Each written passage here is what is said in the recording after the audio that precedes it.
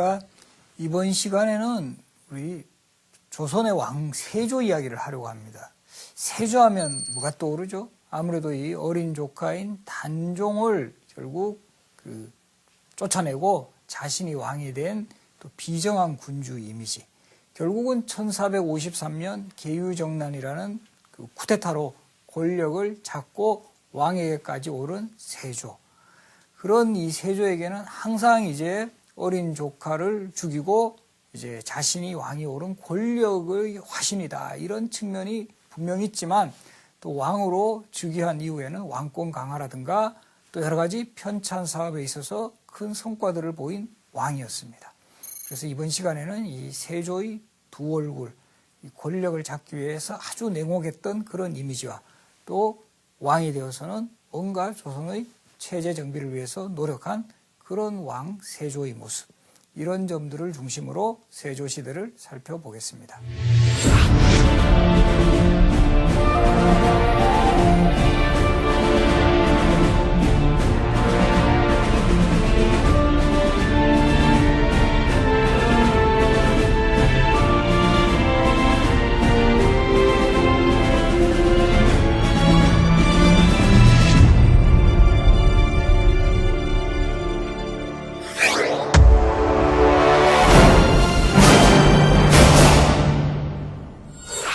세조하면은 항상 빠질 수 없는 인물이 바로 어린 조카 단종입니다.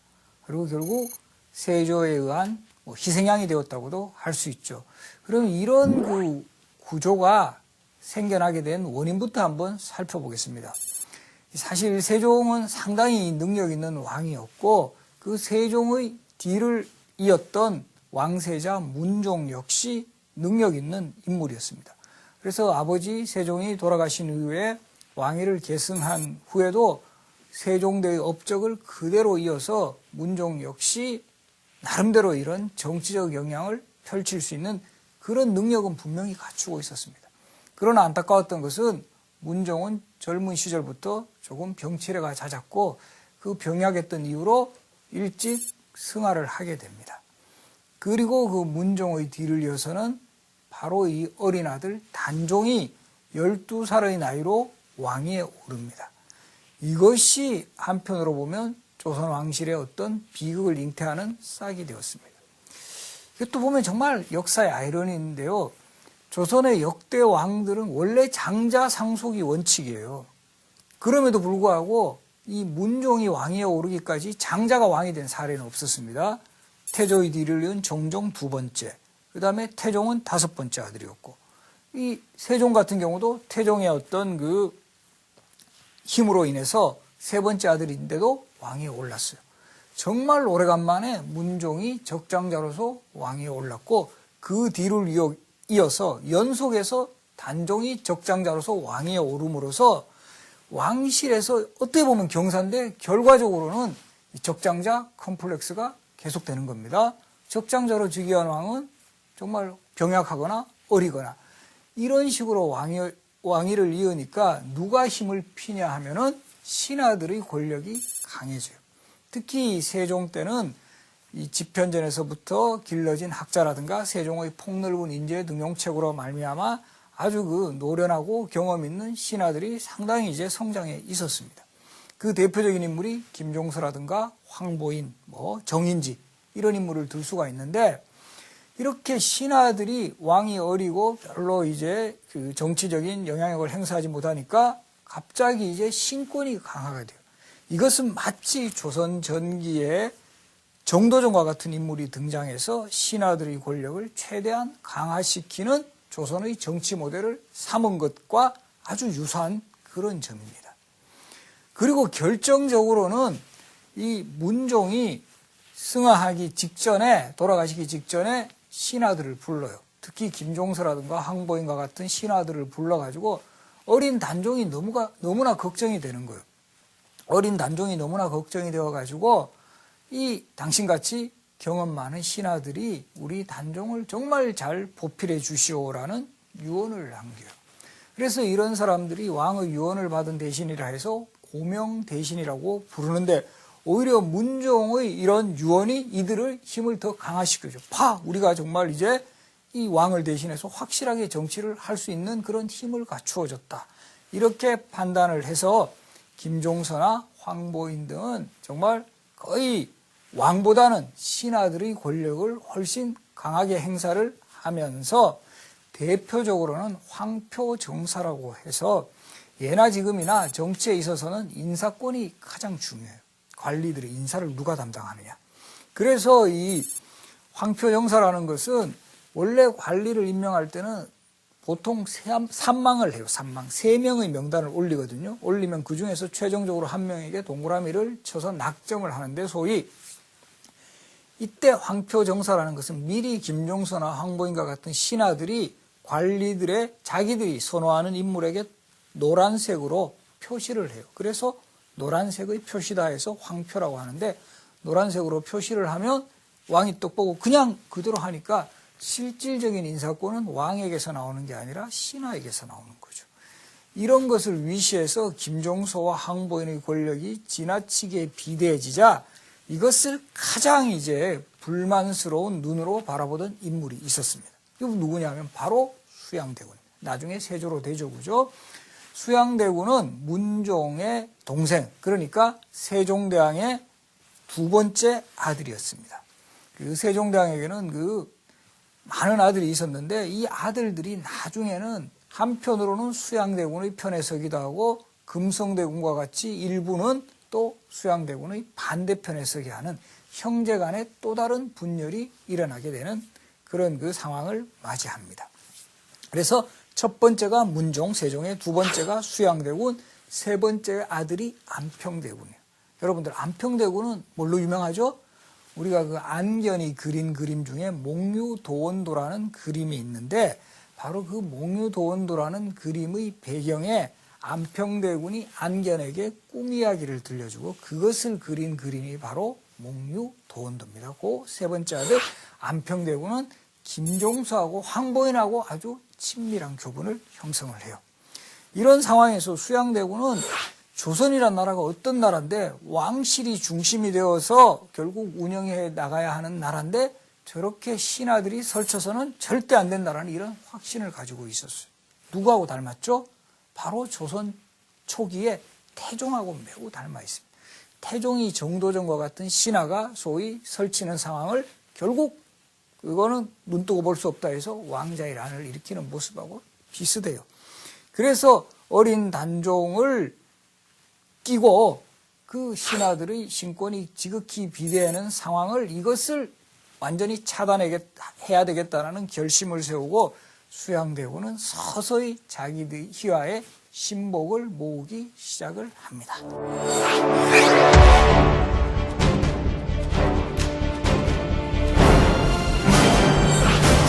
이때 수양대군의 희화에 모인 인물들은 크게 문신과 무신으로 나눌 수 있는데요. 문신의 대표 주자가 한명회, 골람, 그리고 신숙주였습니다. 그래서 신숙주와 같은 인물은 수양대군이 단종의 즉위를 알리는 사신으로 중국에 갈 때 신숙주가 수양대군하고 함께 사신으로 가요. 이 과정에서 둘은 요즘 표현을 하면 소위 코드가 잘 맞았던 것 같아요. 그래서 집현전 학자들 중 대부분이 수양대군에게 나중에 반기를 드는데요. 예를 들어서 성산문이라든가 박팽년이라든가 이런 사람들이 반기를 드는 데 비해서 수양대군의 편에서 신숙주는 계속 함께 그 노선을 걸어가는 그런 인물이 됩니다. 아마도 단종의 즉위를 알리는 사신으로 갈 때 함께 갔던 인연이 이 두 사람을 운명적으로 결속시켰다. 이렇게 볼 수가 있어요. 그래서 이런 한 명의 골람, 신숙주와 같은 이런 제사들 이외에 수양대군은 희화의 홍윤성이라든가 양정이라든가 유숙과 같은 무신들까지 끌어들이면서 뭔가 거사를 준비를 했습니다. 그리고 마침내 D-Day를 잡죠. 1453년 10월 10일 소위 말하는 계유정난이 일어납니다. 1450년이 계유년이어서 계유, 그리고 정난이라는 것은 바로잡을 정, 어려울 난입니다. 어려움을 바로잡은 사건. 이것은 당연히 수양대군 편에서 붙인 용어입니다. 그러나 후대 역사가들은 이 계유정난을 전형적인 쿠데타로 보고 있는 거죠. 1453년 10월 10일에 쿠데타입니다. 이때 수양대군이 계유정난을 일으켰을 때 최고 목표는 뭐냐면 바로 김종서를 제거하라가 이게 최고 특명입니다. 왜냐하면 단종에 있어서 가장 단종을 보필하는 핵심 신하였고 신권의 대표 주자였기 때문에 바로 이 김종서를 이제 제거하는 작업에 수양대군이 착수합니다.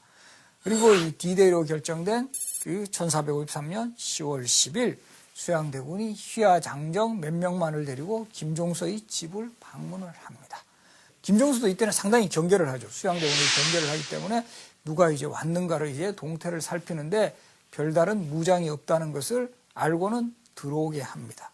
그리고 그날 수양대군이 뭔가 이제 문서 같은 거를 보였으면 이것 조금 읽어보시겠습니까? 근데 그날이 날씨가 되게 어두웠다고 해요.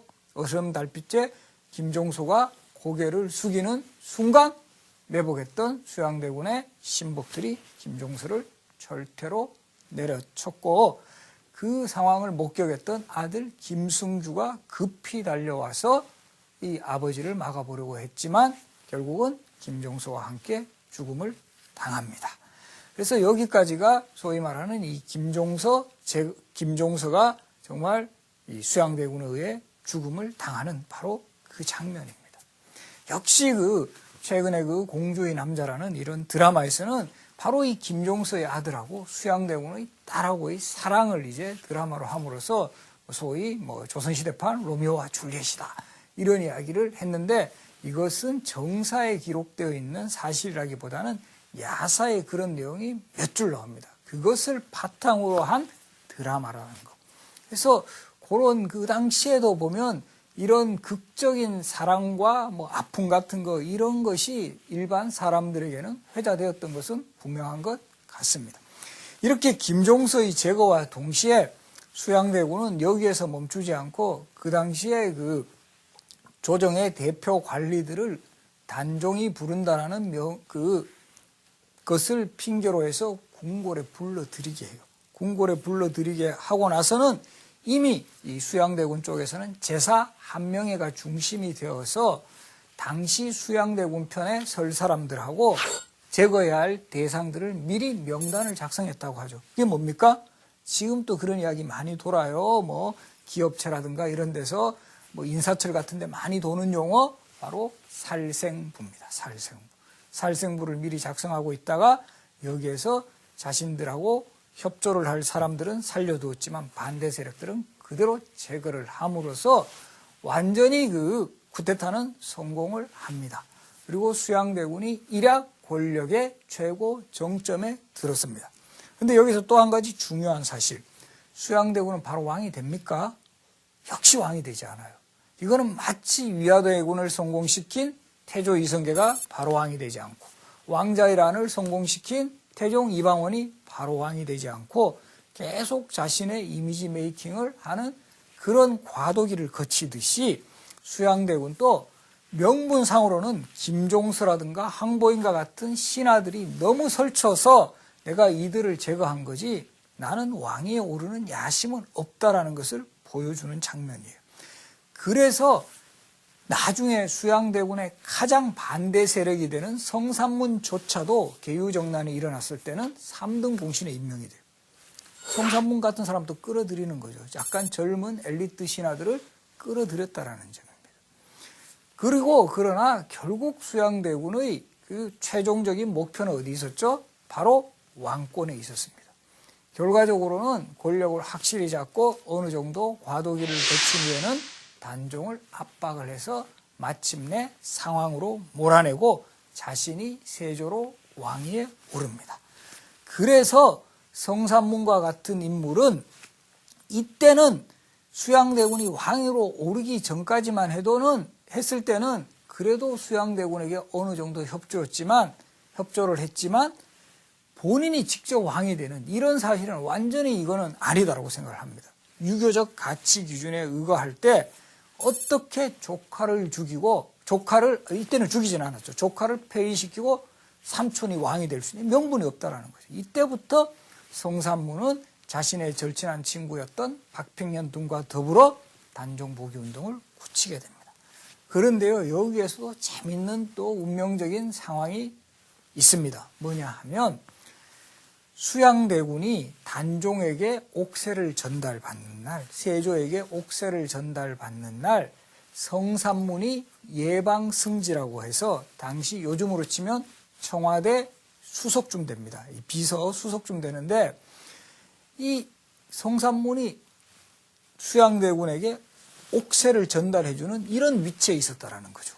이게 참 상황이 묘하죠. 나중에는 철저히 반대하는 그런 인물인데 그 사람에게 옥새를 전달해주는 직책상 그런 위치에 있었기 때문에 성산문이 그 옥새를 전달하고 나서는 자책을 하면서 절친했던 친구였던 박평년과 더불어 우리 저 경회로 연못에 빠져 죽자고 합니다. 우리 정말 여기서 진짜 이렇게 살아서 뭐하냐. 이렇게 왕을 지키지도 못하고 저렇게 폐륜적인 그 왕을 맞이했는데 이건 정말 있을 수 없는 역사적 상황이다. 우리 함께 경회로 연못에 빠져 죽자고 하다가 그래도 죽는 것보다는 우리가 살아서 복수를 하자라고 하면서 이들이 단종보기운동을 굳혀 나가게 되는 것이죠. 그리고 마침내 이들에게 기회가 옵니다.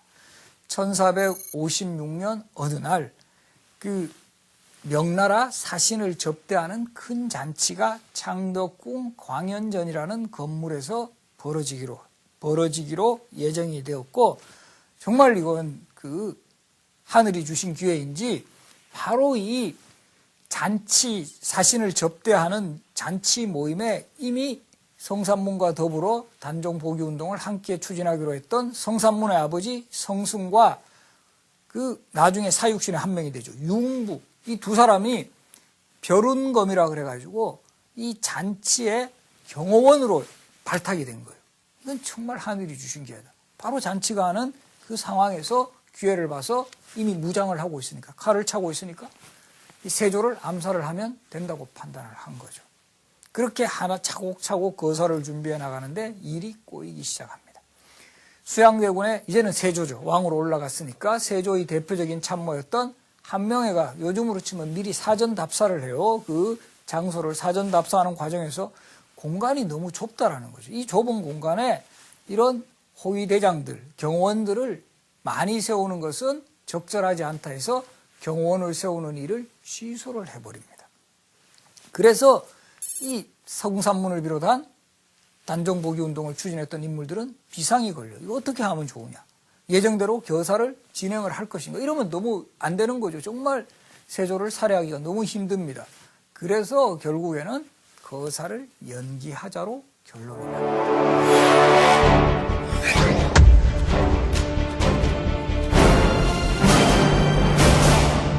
이렇게 하다 보니까 중간에 이탈자가 생겨요. 우리가 흔히 단종보기운동 하면 사육신을 떠올리지만 단종보기운동에 참여했던 사람은 그 숫자보다 훨씬 넘어요. 대략적으로 한 7, 80여 명이 참여했던 것으로 나타납니다.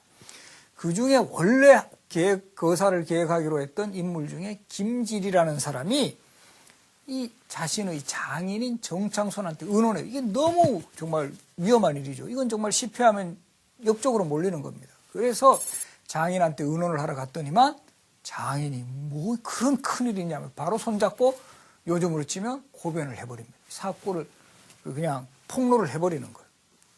그래서 그 주모자가 누구냐. 성산문, 박평년, 하이지, 이계다. 이렇게 되고 이것이 세조에게까지 알려지면서 세조가 격분을 합니다.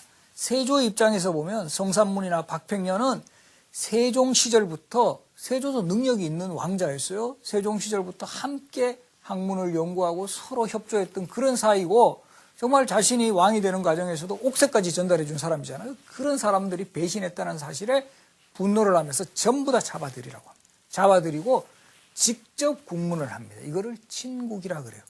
지금의 경복궁 건물 보시면 사정전이라는 건물이 있어요.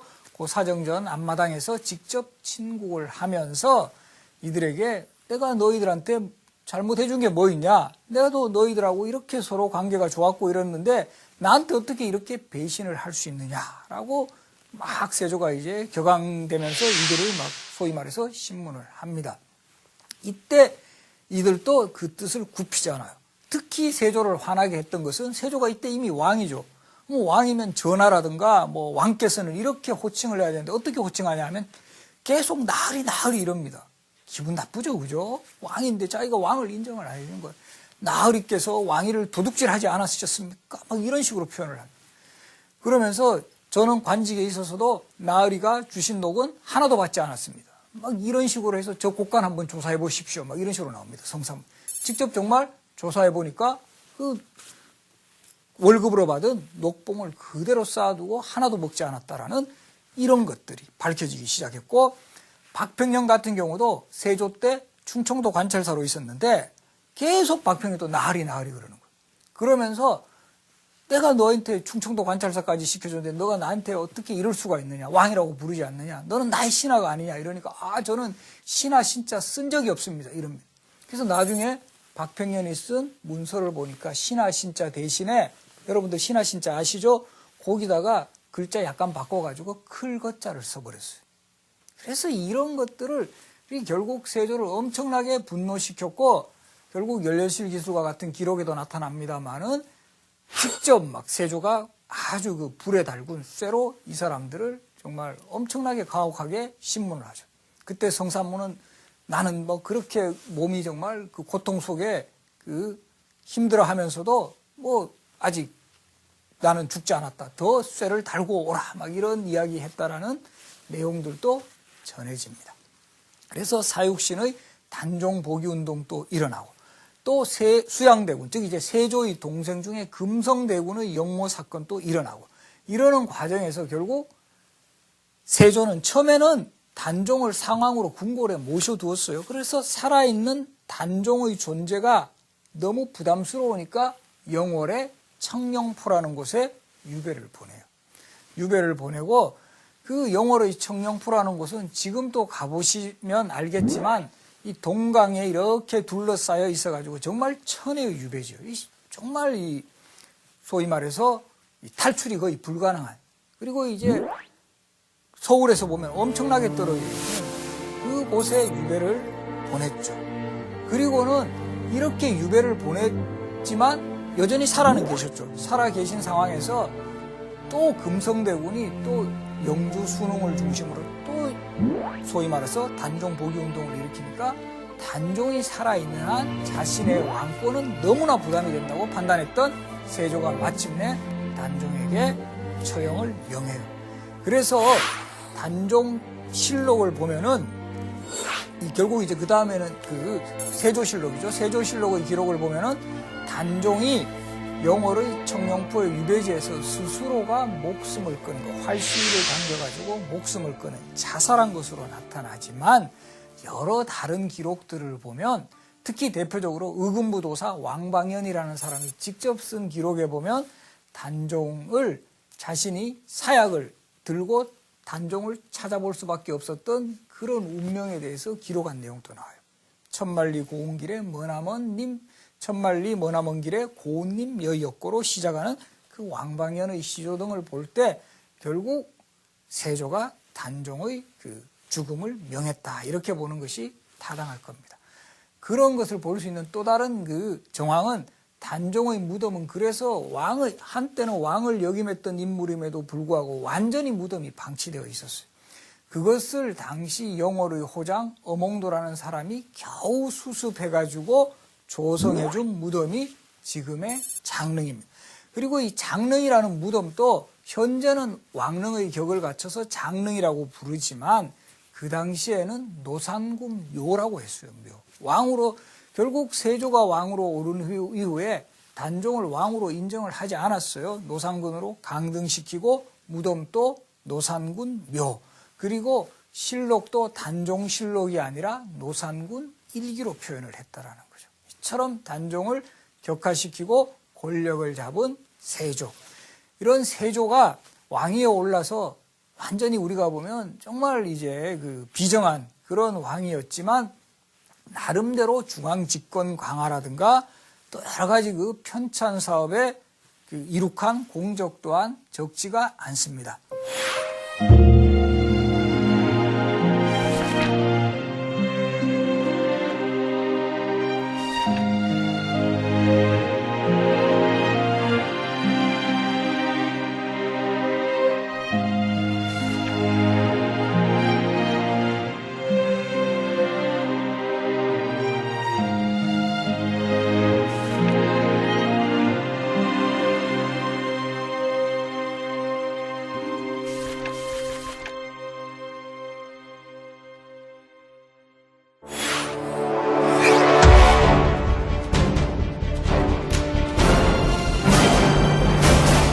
먼저 이 세조는 왕위에 오른 이후에 마치 조선 초기에 태종이 그랬던 것처럼 신하들의 권력이 너무 이 비대한 이런 정치 체제를 극복하기 위해서 문종, 단종 때 다시 그 의정부 서사제가 복구가 되면서 신하들의 권력이 강해지자 태종이 그랬던 것처럼 육조 직계제를 부활을 시켜요. 그래서 육조 판서들에게 직접 왕명을 하달하게 함으로써 왕권을 강화를 했고, 또 토지제도에 있어서도 큰 변화가 일어나는데 조선 초기의 토지제도인 과전법을 대신해서 직전법이라는 토지제도를 실시를 합니다. 직전법의 특징은 퇴직관리, 과전법 같은 경우는요, 퇴직관리들에게도 토지를 지급하는 거예요. 물론 이때 토지 지급은 조선시대는 수조권, 토지에서 세금을 거둘 수 있는 권리를 말하는데, 직전법 같은 경우는 퇴직관리에게는 주지 않고 현직관리에게만 토지를 나누어 줌으로써 이제 국가재정 같은 거, 이것을 훨씬 더 이제 절약하는, 그리고 현직관리들에게 충성을 유도하는 그런 효과를 가져왔다, 이렇게 볼 수가 있습니다. 그리고 이제 여러 가지 뭐 토지 측량에 있어서 기구 개발이라든가 이런 나름대로 경제적인 측면에서도 영향을 보이는 모습을 발휘를 합니다. 그리고 이 세조하고 관련해서는 세조의 행차도 빼놓을 수가 없는데요. 세조는 본인 스스로도 사실 상당히 이런 그 조카를 죽이고 왕위에 올랐다라는 이런 어떤 그 뭐 원죄의식이라고 할까요? 이런데 상당한 그 이 신경이 갔음이 분명해요. 그래서 세조 시대는 잦은 행차를 통해서 일반 백성들에게 나 이런 사람이다. 역시 그때도 홍보를 해요. 행차를 통해 가지고 왕권을 가시하고 자신의 어떤 그 상황을 변명도 하기도 하고, 이런 그 행차를 자주 나섰는데, 대표적으로 보은의 속리사도 보은의 속리산에 가면 지금 법주사가 있습니다만 이런 속리산 일대를 찾기도 했고, 또 강원도에 상원사라는 절도 찾았어요. 그래서 이 세조라는 왕이 행차했을 때 절에 많이 가는데, 이 사찰에 많이 가는 것도 세조의 철학하고도 관련이 있어요. 세조가 불교에도 상당한 관심을 가져요. 그래서 이제 불교 경전을 간행하는 강경도감을 설치하기도 하고, 이 강경도감에서는 뭐 속보상절이라든가 월인속보와 같은 불교 경전도 편찬을 해요. 이때 세조를 대표하는 그 승려, 참모쯤 되는 승려가 바로 이 신미라는 승려였어요. 그리고 이 속리산에 갔을 때 또 재밌는 일화가 있는데요. 지금 또 보은에 가시면 정의품송이라는 소나무가 있습니다. 세조의 행차가 지나갈 때 가마가 아무래도 이제 그 나무에 걸리니까 이게 정말 믿거나 말거나입니다만은 이 소나무가 이렇게 가지를 들어줬다 그러죠. 들어주면서 가마가 쉽게 지나갔다. 그래서 야, 이거 대단한 신기한 능력을 갖춘 소나무다 해서 마치 관리들에게 이 직급을 주듯이 정의품의 직급을 준 거예요. 정의품은 조선시대는 판서, 요즘으로 치면 장관급입니다. 그러니까 장관급 소나무가 된 거예요. 그래서 이런 정의품송 소나무 일화에서도 우리가 세조가 충청도 지역에 행차를 했구나, 이런 걸 볼 수가 있어요. 그리고 이 강원도 상원사라는 절에 갔을 때는 또 많은 그 에피소드가 있는데, 세조가 사실은 이 피부병으로 고생을 많이 했다 그러죠. 그래서 여기에 대해서도 뭐 야사에는 이런 이야기까지 나와요.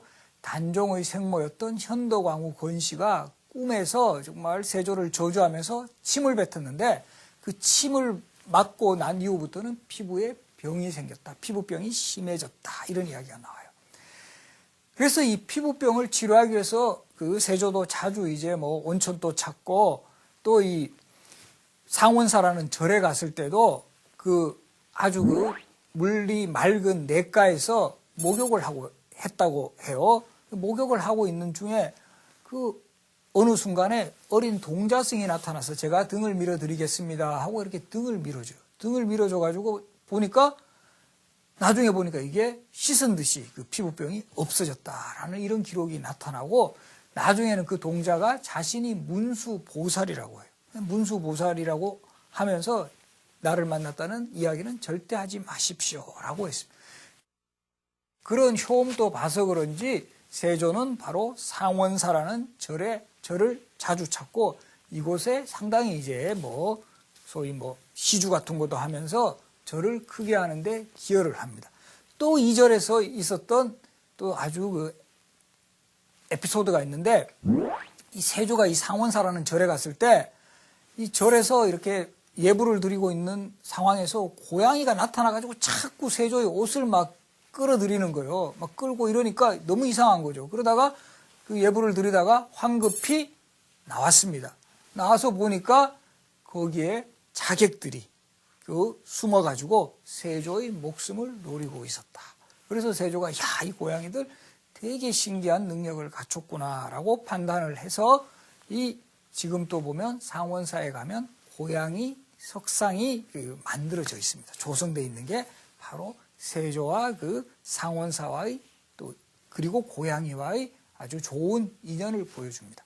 그래서 결과적으로는 세조는 이런 그 행차를 통해서 이 자신의 어떤 집권의 정당성을 홍보하고 백성들에게 자신의 어떤 통치 철학 같은 거 이런 것들을 이야기를 했고, 그 과정에서 정의품 소나무의 이야기라든가 고양이 석상에 관한 이런 이야기가 전해지게 되었다, 이렇게 볼 수가 있습니다. 그리고 이 세조는 편찬 사업에도 상당한 노력을 기울였는데요. 대표적으로 조선의 헌법이라고 할 수 있는 경국대전의 편찬이 세조 때 착수가 됩니다. 보면 우리가 고려 사회와 조선 사회를 구분할 수 있는 대표적인 기준 중에 하나가 성문법전의 유무예요. 바로 이 조선시대에 본격적으로 법전이 편찬되는데, 조선 초기에 태조 때 정도전에 의해 조선 경국전이라든가 세종 때 정전 6권이라든가 이런 법전이 일부 만들어졌지만 국가적 사업으로 가장 체계적으로 편찬되는 것이 세조 때입니다. 그만큼 세조가 나라의 기틀을 정비하기 위해서는 완성된 법전이 있어야 된다고 판단했기 때문이죠. 그래서 경국대전 편찬에 이제 편찬을 시작을 해서 결국은 또 여기서 우리가 주목해야 할 점이 세조가 스스로 본인 때 완성을 하는 게 아니라 예종, 성종을 거쳐서 이때 완성이 된다는 거죠. 세조도 무리하게 했으면 자신의 시대의 경국대전 편찬의 완성을 볼 수도 있었을 거예요. 그러나 좀 더 체계적으로 짜임새 있게 만들기 위해서 후대 왕들에게 바통을 넘겨가지고 성종 때 이 법전이 완성되었다는 사실. 이거는 우리 지금의 시대에도 시사하는 점이 적지가 않습니다. 그리고 역사책의 편찬에도 착수를 하는데요. 이 세조는 특히 고대사에 관심이 많았던 것 같아요. 특히 만주를 차지했던 우리의 역사를 중시하고, 그런 점에서 양성지와 같은 세조의 아주 핵심 참모를 시켜서 동국 지도와 같은 이런 지도들을 작성하게 하는데, 세조 때 만들어진 지도에는 꼭 만주가 표시되어 있었습니다. 그리고 우리 역사를 좀 더 고대사부터 웅장하게 우리 역사를 기술하기 위해서 이 단군 조선에서부터 시작되는 우리 통사 자신의 참모들을 시켜서 동국통감이라는 역사책의 편찬에 착수를 합니다. 근데 역시 여기도 주목되는 것은 경국대전처럼 자신의 시대의 완성의 끝을 보지 않고 계속적으로 후대 왕들에게까지 업적이 계승되게 함으로써 역시 동국통감도 성종도 완성이 된다. 그래서 경국대전, 동국통감, 이 조선을 대표하는 헌법과 조선을 대표하는 역사서 편찬의 시작은 세조가 했고, 그 완성은 성종 때 이루어짐으로써 조선전기 우리 소위 학문과 문화사업의 어떤 종결자적인 이런 성격을 보이게 했던 그 기틀을 잡은 왕이 세조였다는 점도 주목할 수 있습니다. 그래서 전체적으로 정리를 하면 세조는 사실 왕이 오르는 과정에서는 상당한 이 순환을 겪었죠. 그리고 왕이 오른 이후에도 결국 단종보기 운동 같은 거는 그 수양대군에게 반대하는, 세조에게 반대하는 세력들이 만만치 않았음을 보여주고 있습니다. 그리고 결과적으로는 세조가 왕이 올라서 많은 업적을 남기고 조선 전기의 어떤 성종대에 이르기까지의 전기 문화사업의 어떤 초본을 마련했지만, 결과적으로 후대의 세조는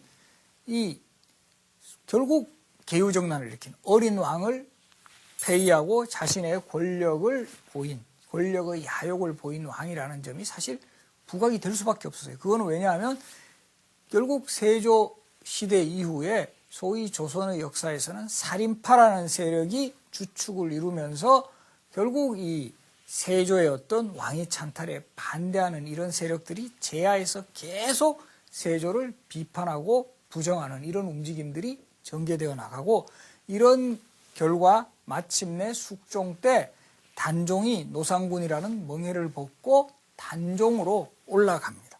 그리고 단종을 위해 목숨을 바쳤던 사육신도 명예를 회복해요.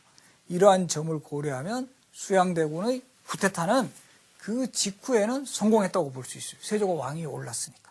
그러나 역사적으로 보면 세조의 후퇴타는 실패했다. 그만큼 역사적 평가는 냉엄하다. 이런 것들을 확인시켜 주고 있습니다. 그래서 이번 시간에 여러분들 세조라는 왕을 보면서 정말 우리가 권력이라는 것이 어떤 방식으로 잡아야 되고 어떤 방식으로 추구되어야 하는가, 이런 거에 대해서도 한번 많은 생각을 해보는 계기를 가져보시기 바랍니다.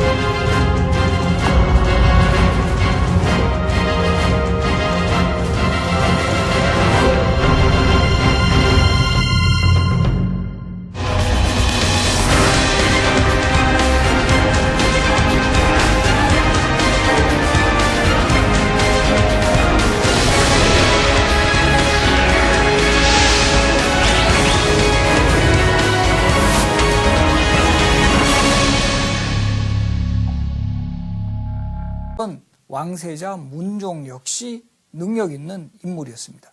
그래서 아버지 세종이 돌아가신 이후에 왕위를 계승한 후에도 세종대의 업적을 그대로 이어서 문종 역시 나름대로 이런 정치적 영향을 펼칠 수 있는 그런 능력은 분명히 갖추고 있었습니다. 그러나 안타까웠던 것은 문종은 젊은 시절부터 조금 병치레가 잦았고 그 병약했던 이유로 일찍 승하를 하게 됩니다. 그리고 그 문종의 뒤를 이어서는 바로 이 어린 아들 단종이 12살의 나이로 왕위에 오릅니다. 이것이 한편으로 보면 조선 왕실의 어떤 비극을 잉태하는 싹이 되었습니다. 이것도 보면 정말 역사의 아이러니인데요. 조선의 역대 왕들은 원래 장자 상속이 원칙이에요. 그럼에도 불구하고 이 문종이 왕위에 오르기까지 장자가 왕이 된 사례는 없었습니다. 태조의 뒤를 이은 정종 2번째, 그 다음에 태종은 5번째 아들이었고, 이 세종 같은 경우도 태종의 어떤 그 힘으로 인해서 3번째 아들인데도 왕위에 올랐어요. 정말 오래간만에 문종이 적장자로서 왕위에 올랐고, 그 뒤를 이어서 연속해서 단종이 적장자로서 왕위에 오름으로써 왕실에서 어떻게 보면 경사인데 결과적으로는 적장자 컴플렉스가 계속되는 겁니다. 적장자로 즉위한 왕은 정말 병약하거나 어리거나 이런 식으로 왕위를 이으니까 누가 힘을 피냐 하면은 신하들의 권력이 강해져요. 특히 세종 때는 이 집현전에서부터 길러진 학자라든가 세종의 폭넓은 인재 등용책으로 말미암아 아주 그 노련하고 경험 있는 신하들이 상당히 이제 성장해 있었습니다. 그 대표적인 인물이 김종서라든가 황보인, 정인지 이런 인물을 들 수가 있는데, 이렇게 신하들이 왕이 어리고 별로 이제 그 정치적인 영향력을 행사하지 못하니까 갑자기 이제 신권이 강화가 돼요. 이것은 마치 조선 전기에 정도전과 같은 인물이 등장해서 신하들의 권력을 최대한 강화시키는 조선의 정치 모델을 삼은 것과 아주 유사한 그런 점입니다. 그리고 결정적으로는 이 문종이 승하하기 직전에, 돌아가시기 직전에 신하들을 불러요. 특히 김종서라든가 황보인과 같은 신하들을 불러가지고 어린 단종이 너무나 걱정이 되는 거예요. 어린 단종이 너무나 걱정이 되어가지고 이 당신같이 경험 많은 신하들이 우리 단종을 정말 잘 보필해 주시오라는 유언을 남겨요. 그래서 이런 사람들이 왕의 유언을 받은 대신이라 해서 고명 대신이라고 부르는데, 오히려 문종의 이런 유언이 이들을 힘을 더 강화시켜줘. 우리가 정말 이제 이 왕을 대신해서 확실하게 정치를 할 수 있는 그런 힘을 갖추어졌다. 이렇게 판단을 해서 김종서나 황보인 등은 정말 거의 왕보다는 신하들의 권력을 훨씬 강하게 행사를 하면서 대표적으로는 황표정사라고 해서 예나 지금이나 정치에 있어서는 인사권이 가장 중요해요. 관리들의 인사를 누가 담당하느냐. 그래서 이 황표정사라는 것은 원래 관리를 임명할 때는 보통 3망을 해요. 3망. 3명의 명단을 올리거든요. 올리면 그중에서 최종적으로 한 명에게 동그라미를 쳐서 낙점을 하는데 수양대군은 휘하에 홍윤성이라든가 양정이라든가 유숙과 같은 무신들까지 끌어들이면서 뭔가 거사를 준비를 했습니다. 그리고 마침내 D-Day를 잡죠. 1453년 10월 10일 소위 말하는 계유정난이 일어납니다. 1450년이 계유년이어서 계유, 그리고 정난이라는 것은 바로잡을 정, 어려울 난입니다. 어려움을 바로잡은 사건. 이것은 당연히 수양대군 편에서 붙인 용어입니다. 그러나 후대의 역사가들은 이 계유정난을 전형적인 쿠데타로 보고 있는 거죠. 1453년 10월 10일에 쿠데타입니다. 이때 수양대군이 계유정난을 일으켰을 때 최고 목표는 뭐냐면 바로 김종서를 제거하라가 이게 최고 특명입니다. 왜냐하면 단종에 있어서 가장 단종을 보필하는 핵심 신하였고 신권의 대표 주자였기 때문에 바로 이 김종서를 이제 제거하는 작업에 수양대군이 착수합니다. 그리고 이 D-Day로 결정된 그 1453년 10월 10일 수양대군이 휘하 장정 몇 명만을 데리고 김종서의 집을 방문을 합니다. 김종서도 이때는 상당히 경계를 하죠. 수양대군이 경계를 하기 때문에 누가 이제 왔는가를 이제 동태를 살피는데 별다른 무장이 없다는 것을 알고는 들어오게 합니다. 그리고 그날 수양대군이 뭔가 이제 문서 같은 거를 보였으면 이것 조금 읽어보시겠습니까? 근데 그날이 날씨가 되게 어두웠다고 해요. 어스름 달빛에 김종서가 고개를 숙이는 순간 매복했던 수양대군의 신복들이 김종서를 절퇴로 내려쳤고 그 상황을 목격했던 아들 김승주가 급히 달려와서 이 아버지를 막아보려고 했지만 결국은 김종서와 함께 죽음을 당합니다. 그래서 여기까지가 소위 말하는 이 김종서가 정말 이 수양대군에 의해 죽음을 당하는 바로 그 장면입니다.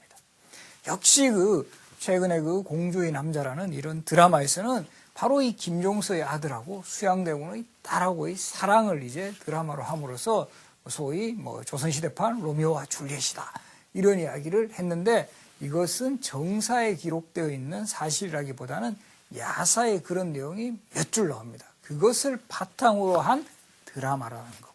그래서 그런 그 당시에도 보면 이런 극적인 사랑과 아픔 같은 거 이런 것이 일반 사람들에게는 회자되었던 것은 분명한 것 같습니다.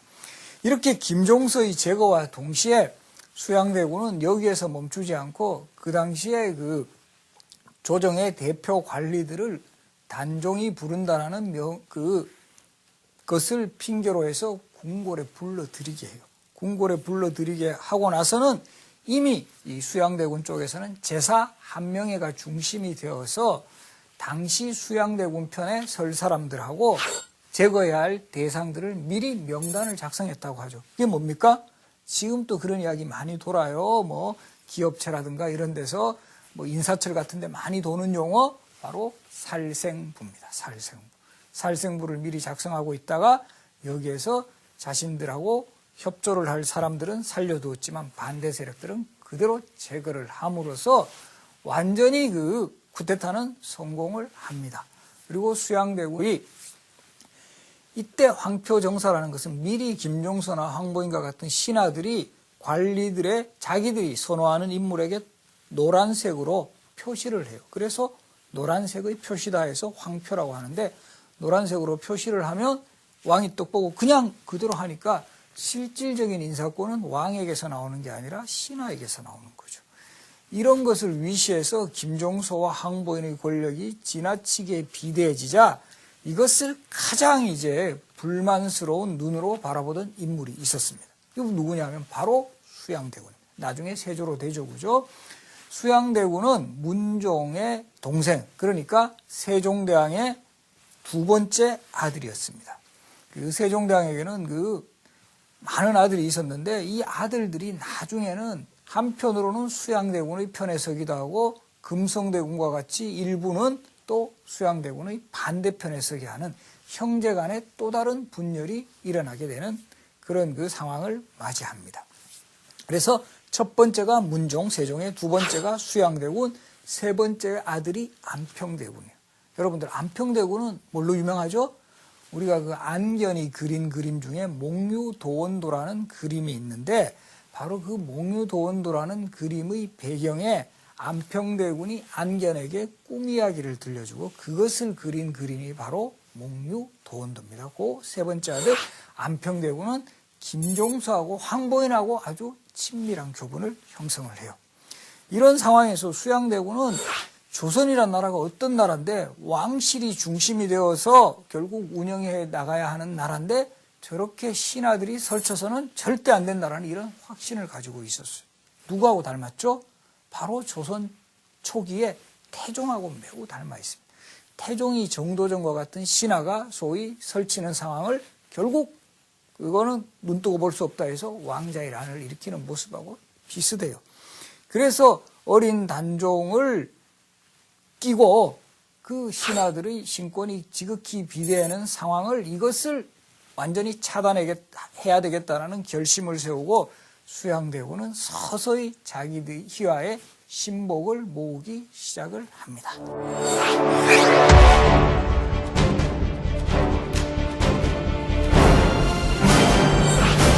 이때 수양대군의 희화에 모인 인물들은 크게 문신과 무신으로 나눌 수 있는데요.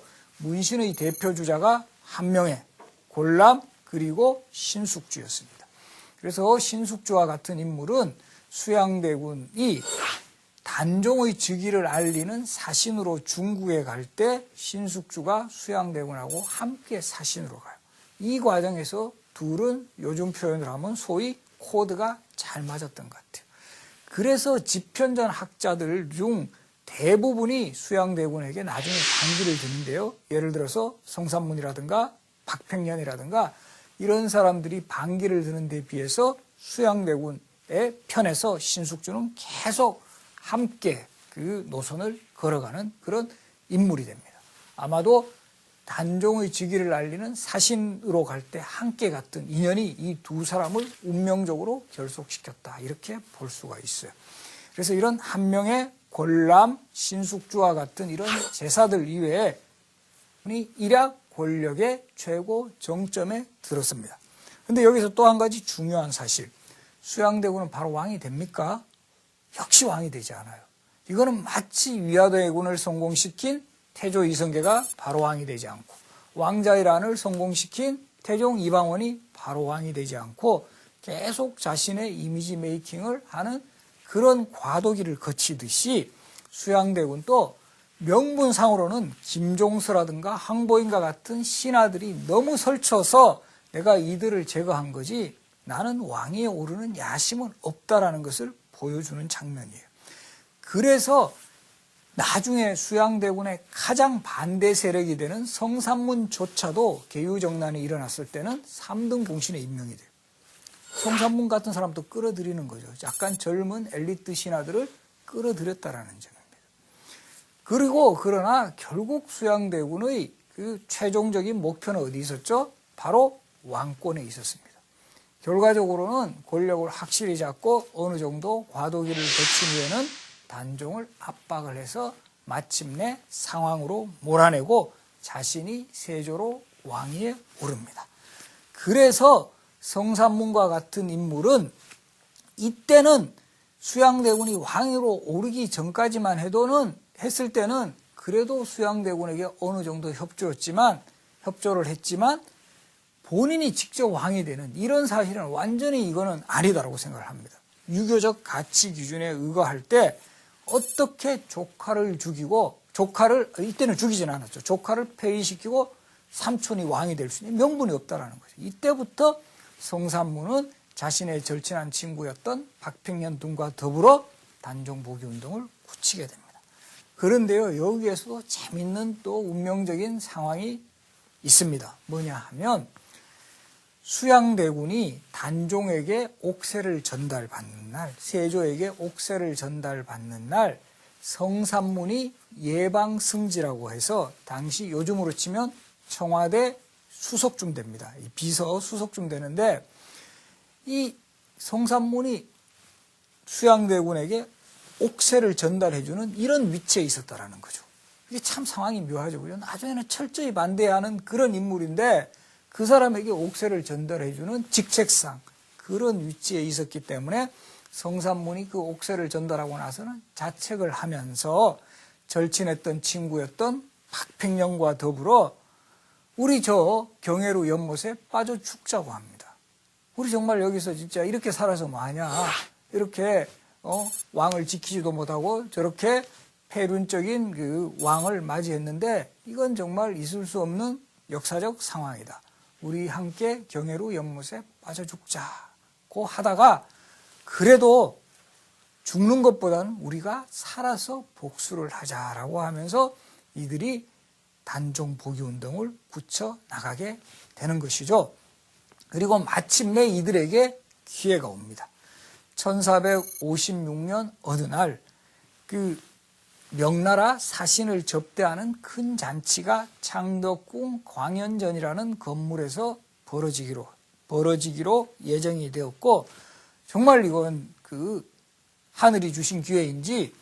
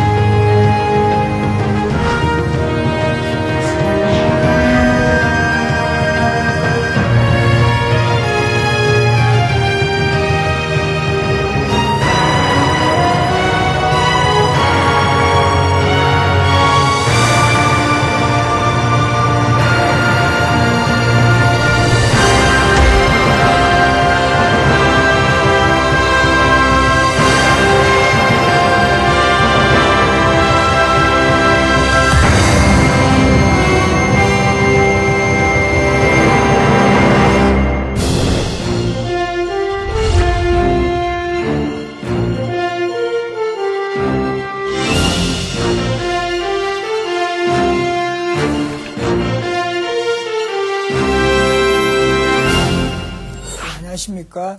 이번 시간에는 우리 조선의 왕 세조 이야기를 하려고 합니다.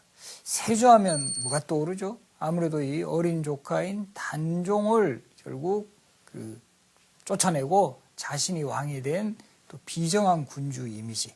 결국은 1453년 계유정난이라는 그 쿠데타로 권력을 잡고 왕에게까지 오른 세조. 그런 이 세조에게는 항상 이제 어린 조카를 죽이고 이제 자신이 왕이 오른 권력의 화신이다. 이런 측면이 분명히 있지만 또 왕으로 즉위한 이후에는 왕권 강화라든가 또 여러 가지 편찬 사업에 있어서 큰 성과들을 보인 왕이었습니다. 그래서 이번 시간에는 이 세조의 두 얼굴, 이 권력을 잡기 위해서 아주 냉혹했던 그런 이미지와 또 왕이 되어서는 온갖 조선의 체제 정비를 위해서 노력한 그런 왕 세조의 모습, 이런 점들을 중심으로 세조 시대를 살펴보겠습니다.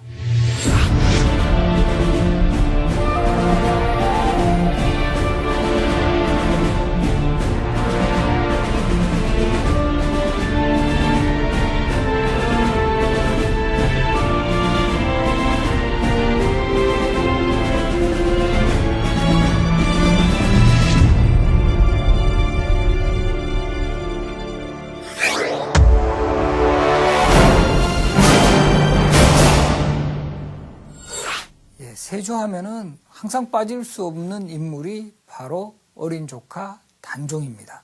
그리고 결국 세조에 의한 희생양이 되었다고도 할 수 있죠. 그럼 이런 그 구조가 생겨나게 된 원인부터 한번 살펴보겠습니다. 사실 세종은 상당히 능력 있는 왕이었고 그 세종의 뒤를 이었던